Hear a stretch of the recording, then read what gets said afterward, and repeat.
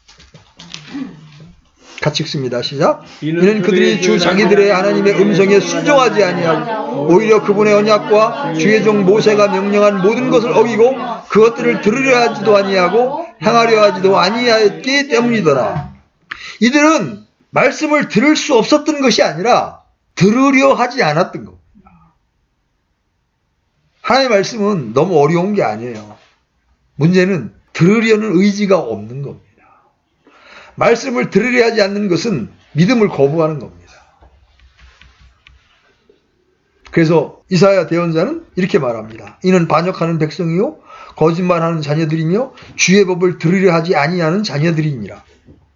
하나님의 말씀을 들으려 하지 않을 때 주님은 그들의 기도, 그들의 간구, 그들의 애침을 듣지 않으십니다.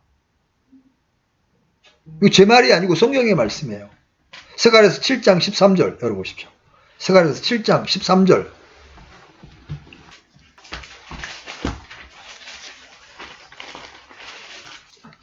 찾았으면 같이 읽습니다. 시작. 그러므로 그가 애쳐도 그들이 들으려 하지 아니한 것 같이 그들이 애쳐도 내가 들으려 하지 아니하니오라. 만군의 주가 말하노라. 하나님이 하시는 말씀이에요. 여러분들이 불신과 죄악 가운데 하나님께 애쳐도 하나님은 듣지 않으신다고 말씀하시는 거예요. 그래서 여러분들이 하나님과의 친밀한 교제 가운데 들어가려면 여러분들 속에 있는 죄를 제거해야 합니다. 하나님의 말씀을 들으려고 해야 합니다. 이 말씀을 들으면서 여러분들이 여러분들의 생각과 마음을 하나님 앞으로 여러분들 옮기셔야 합니다. 아, 말씀을 부지런히 읽고 하나님의 뜻을 더 알아야 되겠구나. 여러분 설교 듣고 모임 장소를 떠나면 잊어버려 딱 끝나버리면요. 하나님의 말씀처럼 너희가 내 땅만 밟는구나. 이거하고 똑같은 거예요. 하나님은 여러분에게 필요가 있기 때문에 말씀하시는 거예요. 여러분들이 주의 깊게 듣고 여러분 마음에 새겨서 아 그래 내가 이제 주의 말씀을 더 주의 깊게 듣고 그 말씀에 순종해야 되겠구나.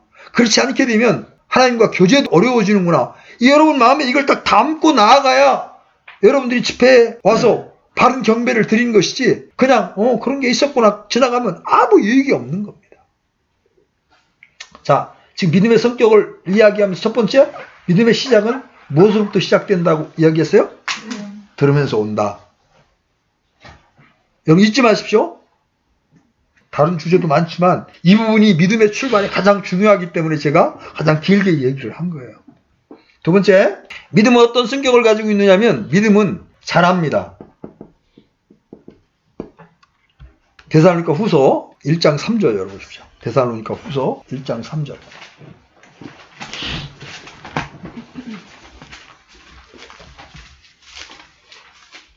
자, 찾으셨으면 같이 읽겠습니다. 시작. 형제들아 우리가 너희로 인하여 항상 하나님께 감사드려야 하나니 이것이 마땅함은 너희의 믿음이 심히 자라고 모두가 서로 각각에게 베푸는 사랑이 넘치기 때문이라. 여기 보면 지금 감사의 이유를 말하면서 너희 믿음이 심히 자랐다. 믿음은 자라는 속성이 있습니다. 사도 바울이 데살로니가 성도들로 인해 하나님께 항상 감사드리지 않을 수 없다고 말하는데 그 감사 제목 중 한 가지가 그들의 믿음이 심히 많이 자란 거예요. 여러분 제가 이제 이렇게 영혼들과 오래 교제하면서 제일 기쁜 게 뭔지 아십니까? 그 전에 명절 때만 되면 저희 집에 과일바구니를 이렇게 들고 오던 형제님이 있었습니다. 저한테 참 인간적으로는 잘했습니다. 그런데 참 믿음이 안 자라는 거예요. 전부 다 이 판단의 기준이 육신 안에 있는 겁니다. 하나님의 눈으로 뭔가를 보려고 하지 않는 거예요. 제가 참 안타까웠어요. 저한테 쓴커피 한 잔 안 사줘도요. 믿음이 자라는 새들을 보면 그렇게 기쁠 수가 없어요. 요새 제가 제후를 보면서 그렇게 기쁘다.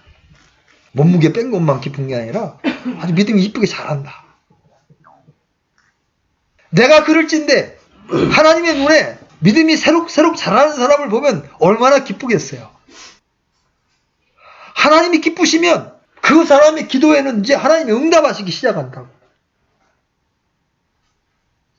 근데 이 데살로니가 성도들의 경우에는 그냥 아무 일도 없는데 믿음이 자란 게 아니라 고난 가운데 있는데도 믿음이 자랐습니다. 그래서 바울이 그렇게 기뻐하는 거예요. 고난은 믿음의 성장을 방해할 것처럼 보이지만 오히려 성장을 촉진합니다.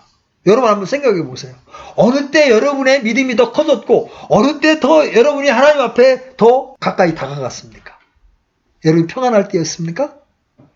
아니잖아요. 여러분의 마음이 힘들 때, 여러분 스스로 해결할 수 없는 일에 닥쳤을 때 우리는 주님 앞에 눈물로 간구하고 믿음으로 매달리게 됩니다. 뒤에 다시 살펴보겠지만 말씀의 성장을 방해하는 것들이 있습니다. 이런 것들이 말씀을 막아 자라서 열매를 맺지 못하게 합니다. 숨을 막아서. 그런데 데살로니가 성도들은 고난 중에 주의 말씀을 듣고 배움으로 그 말씀을 신뢰하고 붙들므로 그 믿음이 자라는 거예요. 그들은 사도들을 통해 들은 말씀을 사람의 말로 받지 아니하고 하나님의 말씀으로 받은 겁니다. 여러분 설교 말씀을 들을 때 사람의 말로 들으면 여러분 믿음이 안 자랍니다. 하나님께서 지금 내게 말씀하신다. 이런 엄중함으로 들을 때 그 말씀이 무게 있게 여러분에게 다가올 수 있게 되는 거예요. 믿음이 자랍니다. 근데 만약 여러분 잘하지 못하게 되면 어떻게 됩니까? 만약 여러분의 자녀들이 안 자란다. 요새 주현이도 키가 작고 주원이도 키가 작아서 지금 이제 걱정이 되니까 성장 프로그램도 가보고 키 크는 약도 먹이고 우유도 먹여보려고 하자. 왜? 걱정이 되니까. 근데 우리 신체의 어떤 성장에는 그렇게 신경을 쓰는데 우리 영혼이 자라는 문제, 우리 믿음이 자라는 문제만큼 신경을 쓰고 있느냐는 거예요. 나 믿음이 없습니다. 그거 자랑 아닙니다. 부끄러워해야 될 일이 자랑이 아니라는 거예요. 믿음이 없다는 얘기는 뭐예요? 내가 말씀을 듣지 않았고 그 말씀에 순종하지 않았다는 얘기잖아요. 그 여러분 마음 안에 믿음이 자라는 것에 대한 열망이 있어야 합니다. 내가 어떻게 하면 더 믿음이 커질 수 있지? 어떻게 하면 내 믿음으로 하나님을 기쁘시게 할 수 있지? 이 갈망이 있어야 합니다. 자, 세 번째 특성이 뭐냐면 믿음은 사랑을 산출한다는 거예요. 우리는 몇 주간 베푸는 사랑에 대해서 살펴보았는데 그 사랑도 결국 어디서 나온다? 믿음에서 나온다는 거예요. 자, 디모데전서 1장 5절 가보십시오. 디모데전서 1장 5절.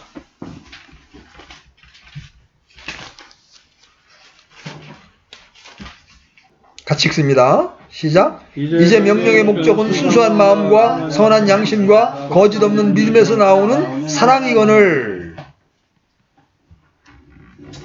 믿음에서 나오는 사랑. 믿음으로 역사하는 사랑. 그래서 사랑과 믿음이 별도로 존재할 수 있는 게 아닙니다. 우리 안에 주님을 향한 믿음이 있게 되면, 주의 말씀에 대한 믿음이 있게 되면 우리 안에 사랑은 자연스럽게 나오게 되는 거예요. 믿음이 커지면 그럼 무엇도 커진다. 믿음이 커지면 사랑도 커지는 것이다. 소망도 마찬가지입니다. 여러분 안에 믿음이 강하게 있으면 하늘에 대한 소망도 커지는 겁니다.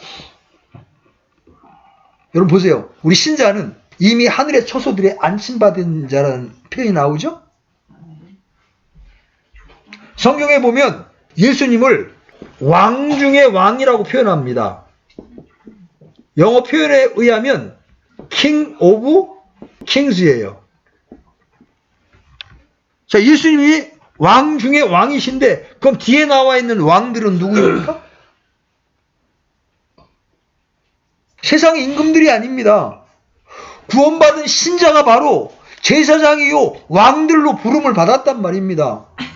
여러분 이 땅에서 물론 이제 아직 어린 지체들에게는 희망이 있지만 우리 지금 40대 넘은 여러분들 군수해 먹을 수 있어? 도지사 할 수 있어? 못하잖아요. 끝났잖아요. 이미 우리는 시간을 허비했든 다른 길을 걸었든 간에 몰라. 김주원이는 아직 어리니까 뭐 어떻게 될지 모르지만 재우도 아직 어리니까 모르지만 그런데 내가 믿음을 굳건하게 지키고 하나님의 말씀에 순종하는 삶을 살고 있으면 뭐가 된다? 왕이 된다고 지금 하나님이 약속하고 계시는 거예요. King of Kings. 우리를 다스리는 왕은 예수님이시고 우리는 천년왕국에서 왕 노릇한단 말이에요. 여러분 믿음이 여러분 속에 강하게 있으면 어떻게 돼? 나 왕이야. 왕이 있으면 품격 있게 살아야 될 거 아니야. 왕이 뭐 흥청망청 살 수 있는 거예요? 이런 믿음이, 이 말씀에 대한 믿음이 크면 클수록 우리는 삶이 달라지는 거예요. 뭐 나 왕이야. 나 보기 형편없지. 세상 사람 눈으로 볼 때는 형편없지. 뭐 슈퍼마켓에서 좀 심부름이 나고 형편없지. 근데 I am king. I am a king. 나 왕국에서 통치할 사람이야. 여러분 이게 적은 일입니까? 여러분 이 말씀 앞에 여러분 감격이 있어야 돼. 우와 내가 왕노릇 할 수 있다고? 그런 거로 네 번째 특성. 우리가 믿음을 지켜야 하는 겁니다. 디모데후서 4장 7절에 내가 선한 싸움을 싸우고 나의 달려갈 길을 마치고 믿음을 지켰은즉 이런 표현이 나옵니다. 지켰은즉 믿음을 안 지킬 수도 있다는 거예요. 빼앗길 수도 있다는 거예요. 바울은 디모데에게 편지하면서 그들은 자기들의 처음 믿음을 내버렸으므로 정죄를 받느니라 이렇게 말합니다. 믿음을 버림으로 정죄를 받을 수 있습니다. 우리가 확고하게 하나님 주신 말씀을 붙들고 믿음을 지켜야 되는 거예요. 왜? 우리가 대적과 싸울 때 뭘로 싸웁니까? 믿음으로 싸우잖아요. 그 믿음은 싸움으로 정의가 됩니다. 싸움으로. 믿음의 선한 싸움을 싸우며, 그죠? 여러분, 믿음은 그냥 시나 감상하고 수필이나 읽는 그런 차원이 아닙니다. 믿음은 전쟁의 영역입니다. 마귀와의 싸움이란 말이에요. 내가 하나님과 하나님의 말씀에 대한 확고한 믿음이 있으면 그 말씀으로 승리할 수 있는 거예요. 돈과 믿음을 선택해야 될 때 여러분에게 믿음이 있으면 여러분은 하나님의 말씀으로 사람이 빵으로만 사는 것이 아니요 하나님의 입에서 나오는 말씀으로 사느니라 그 말씀을 딱 붙들고 승리하는 거예요. 근데 여러분에게 믿음이 없으면 어떻게 됩니까? 돈을 선택하는 겁니다. 부정한 돈을 선택하는 겁니다. 그러면 처음 믿음을 저버리는 거죠. 영적 전쟁에서 실패하는 겁니다. 로마서 14장 23절에서 바울은 믿음으로 하지 않는 모든 것이 죄라고 말씀하십니다. 그래서 바울은 로마서 1장 17절에서 성경은 믿음에서 믿음으로 이르게 하는 하나님의 의가 계시되었다고 말합니다. 자, 지금까지 이야기들을 이제 요약해서 정리해 봅시다. 복음 안에는 믿음에서 믿음에 이르게 하는 하나님의 의가 계시되어 있다. 이 앞에 믿음이 뭐고 뒤에 믿음이 뭐냐에 대해서는 신학자들 간에 많은 논쟁이 있어요. 앞에 믿음이 구약적 믿음이다. 뒤에 믿음이 신약적 믿음이다. 여러 가지 이야기가 있지만 오늘 저는 이 말씀을 신자가 믿음으로 살아야 된다는 전제와 관련하여 우리가 이걸 살펴볼 때 저는 이렇게 여러분들에게 말씀을 드리고 싶어. 첫 번째 믿음은 하나님께서 이루어 놓으신 것을 믿는 것. 예를 들어서 믿음으로 거룩하게 되었다. 믿음으로 의롭게 되었다.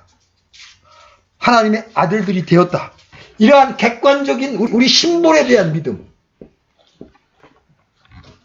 여기에는 어떠한 인간의 노력이나 행위가 개입되지 않죠? 여러분, 홍해를 건널 때 하나님께서 물을 마르게 하신 다음에 건너게 하셨습니다. 그렇죠? 그래서 홍해를 건너는 장면에서 첫 번째 믿음의 예를 볼 수 있습니다. 하나님께서 다 이루어 놓으신 일을 내가 교리적으로 받아들이는 믿음. 근데 두 번째 믿음은 이 믿음으로 의롭게 된 하나님의 백성이 걸어가야 할 실제적인 믿음.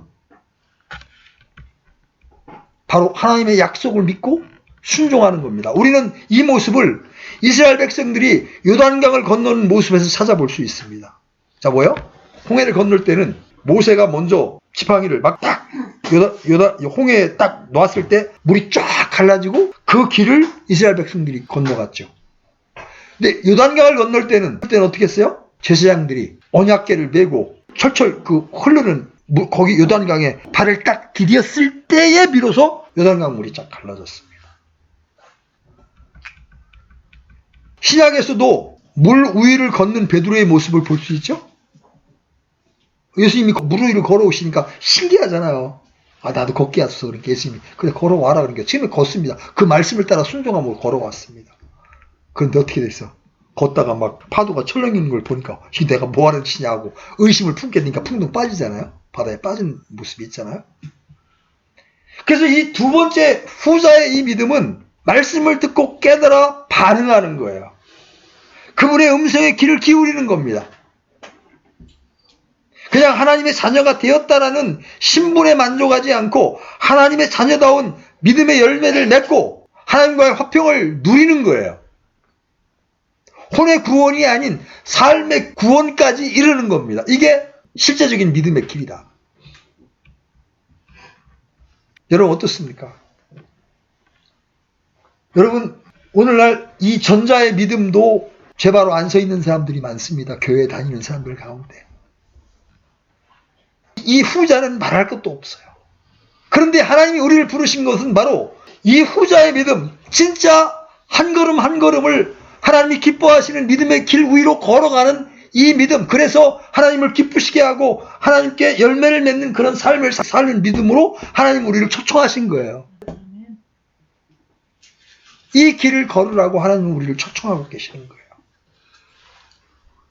그런데 많은 사람들이 이 믿음의 길이 고난의 길이기에 좁은 길이기에 걸으려 하지 않는다는 겁니다. 그렇지만 여러분 믿음을 지켰을 때 하나님이 우리에게 주실 멸류관이 기다리고 있고 이 땅에서 믿음을 지켰을 때 하나님이 우리와 기쁘게 친교하시기를 원하시고 우리의 간구를 들으신단 말이에요. 이 실제적인 유익을 누리려면 이 땅에서 여러분들이 믿음을 키워갈 뿐만 아니라 믿음을 지키는 삶, 실제적인 믿음의 삶을 살아갈 수 있어야 한다는 거예요.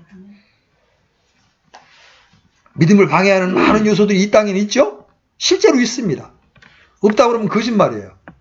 그리고 때때로 우리는 그런 것들에 유혹돼서 넘어갈 수 있습니다. 그렇지만 그때마다 내 원함이나 내 생각이 아니라 뭘 붙들어야 돼요? 하나님의 말씀을 붙들어야 되는 거예요. 하나님은 믿음을 기뻐하십니다. 믿는 자를 기뻐하신다고요. 믿음이 없이는 하나님을 기쁘게 할 수가 없는 거예요. 여러분 마지막으로 히브리서 11장 6절 펴보십시오. 히브리서 11장 6절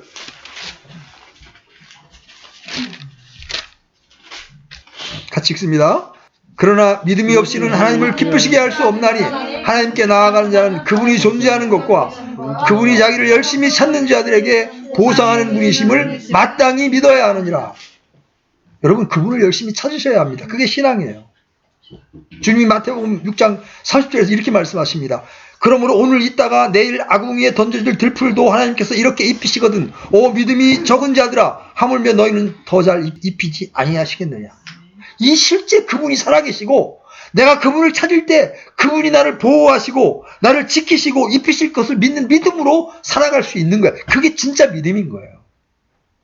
믿음으로 사는 사람이 의인입니다. 의인은 믿음으로 말미암아 살리라. 사람은 돈이나 선행으로 이 땅에 이름을 남기려고 하죠. 우리의 믿음은 우리의 이름을 하늘에 영원히 기록하게 만듭니다. 다른 종교에는 믿음의 근거와 대상이 없습니다. 하나님만이 사람에게 믿음으로 살라고 요청하십니다. 하나님만이 하실 수 있는 말씀이죠. 우리가 믿음이 있을 때 하나님은 증거를 주십니다. 이스라엘을 택하신 이유가 바로 그 때문이죠. 그들이 하나님과 그분의 말씀을 믿으면 어떻게 돼요? 창대케 되고 믿음에서 떠나면 징계를 받게 되죠. 심지어 비참하게 바벨론에 팔려가고 수치를 당합니다. 우리 신자들도 마찬가지입니다. 자, 오늘 우리는 신자는 믿음으로 살아야 된다. 의인은 믿음으로 살아야 된다고 하는 부분을 살펴보았습니다.